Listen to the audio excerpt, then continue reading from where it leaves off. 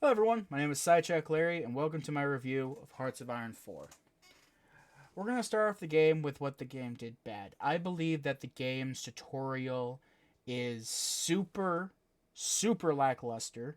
I believe the game's tutorial for first timers, you don't understand what the game's doing, you don't understand what it's trying to explain to you, and they just give you a link to the wiki. I think that it's very lazy. I think that needs to be refined. I think it needs to be redone. Now, the reason why this is one of my failings for it is that usually tutorials don't bother me, but the reason why this makes a failing is because this game has been out since 2016 of June 6th.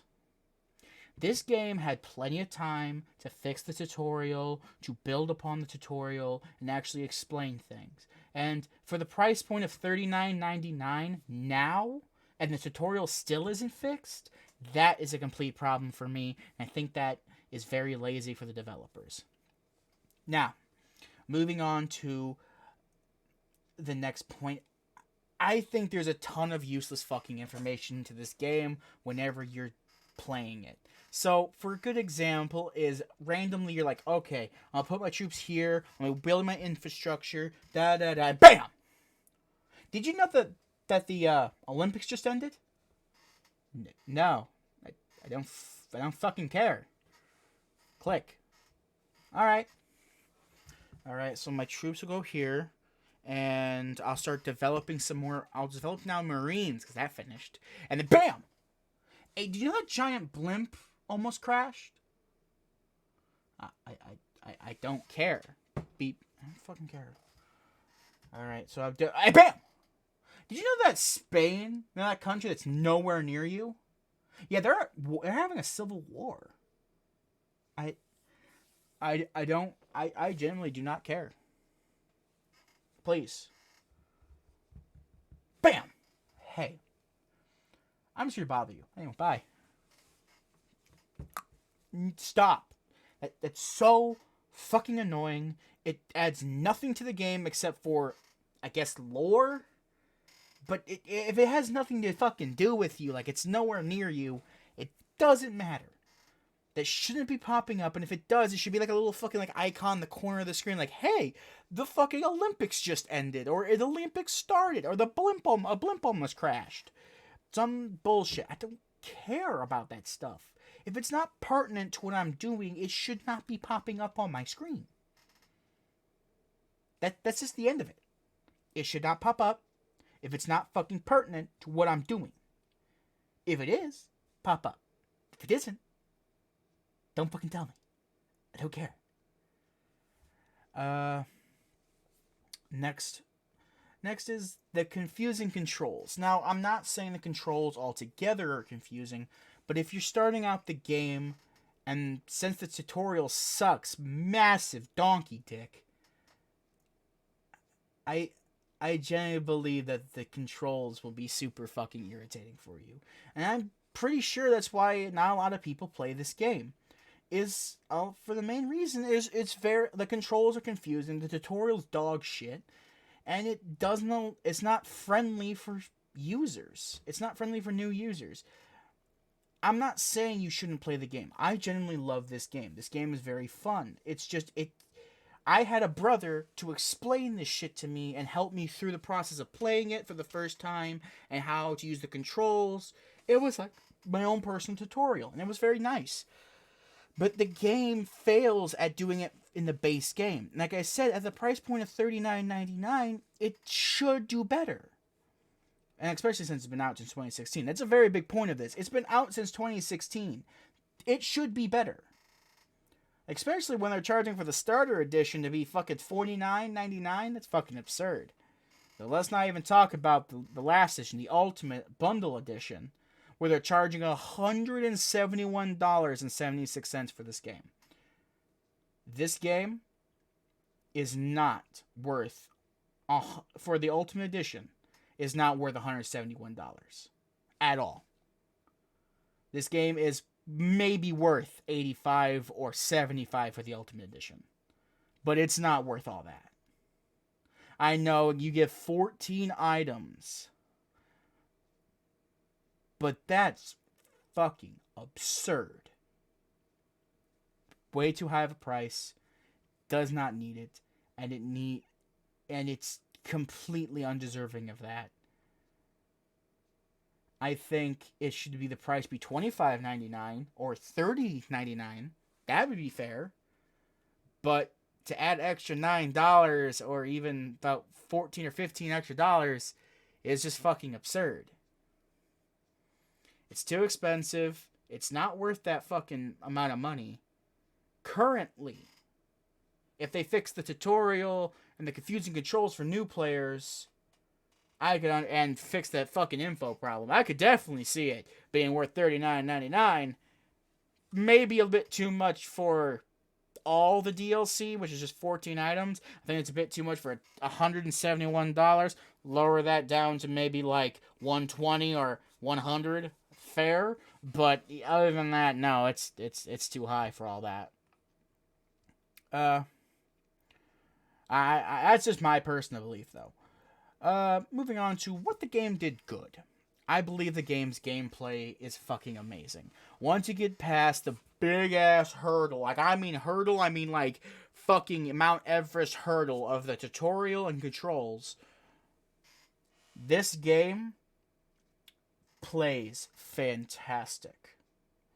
So the game plays super well if you understand the controls.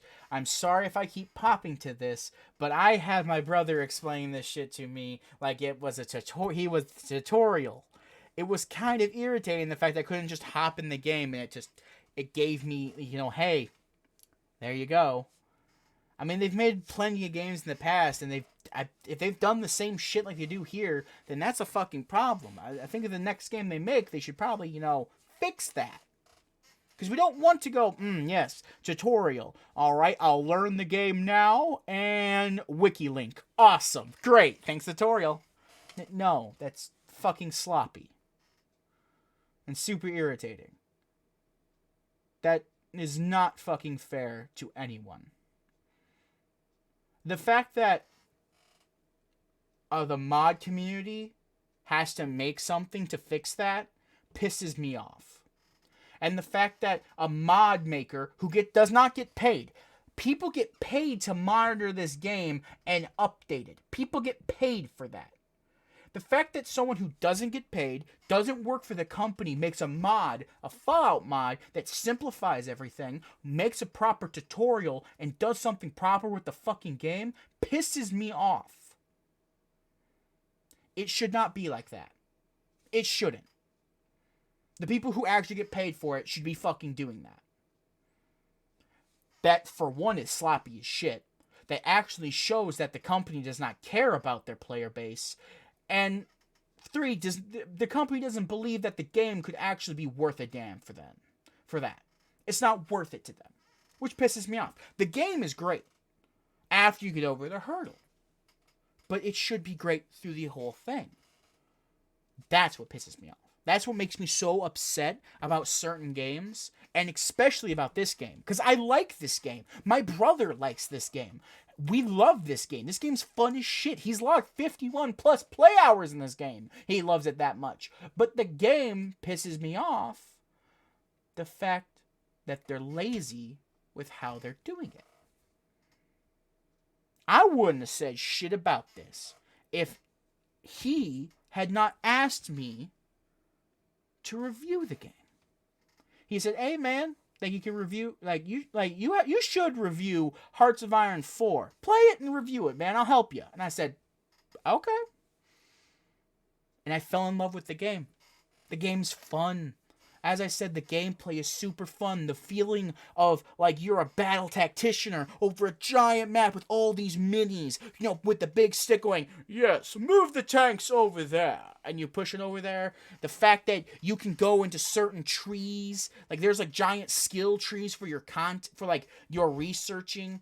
The fact that you can take certain research, you can research electricity, developing your factories better, your infrastructure, your equipment for the infrastructure, all this other shit. The fact that there's a 1/2 for developing your country and your equipment for your your citizens, and then another half for all your military, like your tank tree, your boat, your ship tree, your plane tree, your fucking your equipment for your soldiers period, like all like what they're doing, who they are, like what the soldiers are carrying, the fact that you can do all this shit, build your infrastructure, and the fact they put all this into the game and they didn't fix the tutorial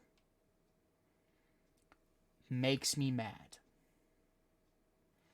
That pisses me off to no end.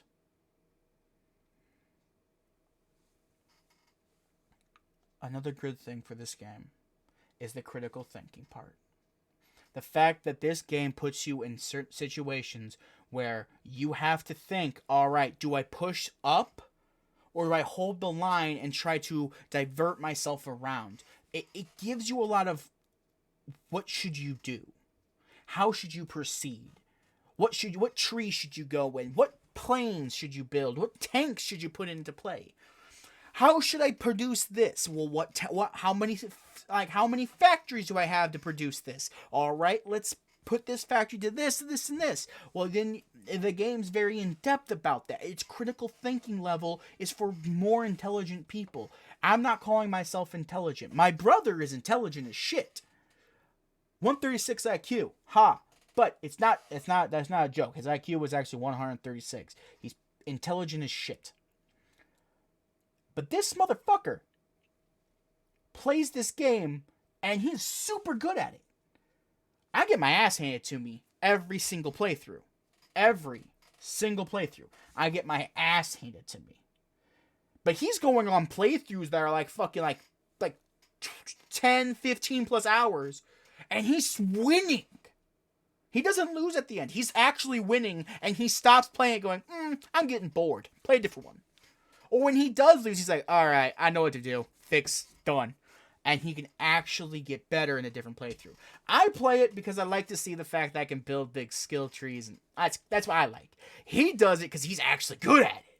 That's the best part about it. But anywho, the replayability of this game is out the fucking chart.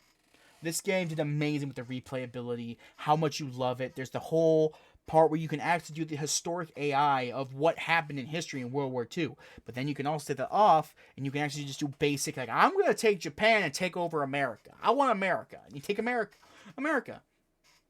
There's also the freaking amazing part of you can't do scum saving all the time.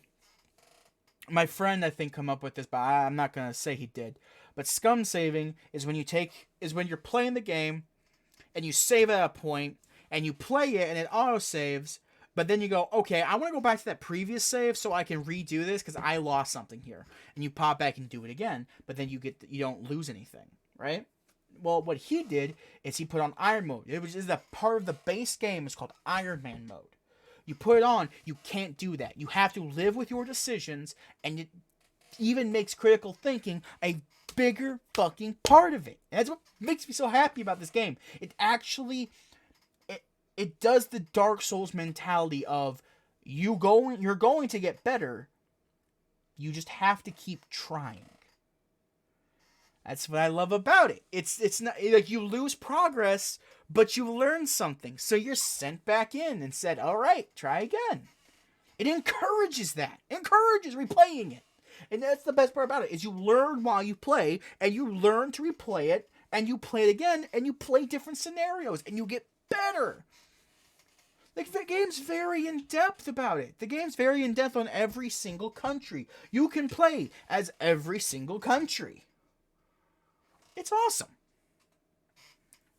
Alright. Now, what can this game improve upon? And I know I sound like a broken fucking record. The goddamn tutorial. The tutorial. Please, fix the fucking tutorial. It is so ass. It should not send me to a wiki link. Fuck's sake. Simplify the controls for new players. Keep them same for the old players, but simplify for the new. Because it doesn't seem fair, the fact that veteran players, especially with a multiplayer, which there is a multiplayer, I haven't played it because my multiplayer is not working. Anywho, but the fact that you can't simplify the controls and it gives the veteran players a giant advantage and they can just shit on new players does not bode well, and it does not bode well that you'll have new players to the game. I think the game, after the hurdle, and if they make a better tutorial, will be worth $39.99. I think the game is worth $39.99 in somewhat of its current state. If you're willing to take the giant leap, get over the huge fucking hurdles, I think it's worth that. I think it is worth the giant leap over the hurdle, and then you get past it. So we're coming to the end of the video, and I'm going to give my rating of the video. Of the game. You know how I rate games if you've been on the channel long enough. My last two reviews, I reviewed Evil West, I reviewed Callisto Protocol. But now it is time for the Hearts of Iron's final verdict. We all know how the ratings go here, so I'm not going to explain it. We're just going to get right into it. Is the story compelling? There is no story. But the game does give a lot of lore to the game. So I will give it story. It gets 1 point. Does the story feel well done? There is no story. But the lore to the game is open. It's very vast. You have a lot to play and a lot to change in the world. So I give that point. Is the gameplay fun? Fuck yeah, it is. But it's super fucking confusing for the new player. So it gets half a point. Is the combat in the game good? Is it fun to play? Again, it's confusing. But it is fun. It gets another half point. So that makes it 3 points at the moment. And the last point, to put the nail in the coffin, is it replayable? And motherfucker, it is replayable as a sumbitch. So you know what, boys? For the first time in my channel, a 4 out of 5. This game is officially a 4 out of 5. It is a must play if you love strategy games, and it is damn well worth the price if you're okay with getting over that first hurdle. Anywho, I'm rambling on. My name is Sidetrack Larry. I hope y'all stay safe, y'all stay cool, and y'all stay classy. Peace.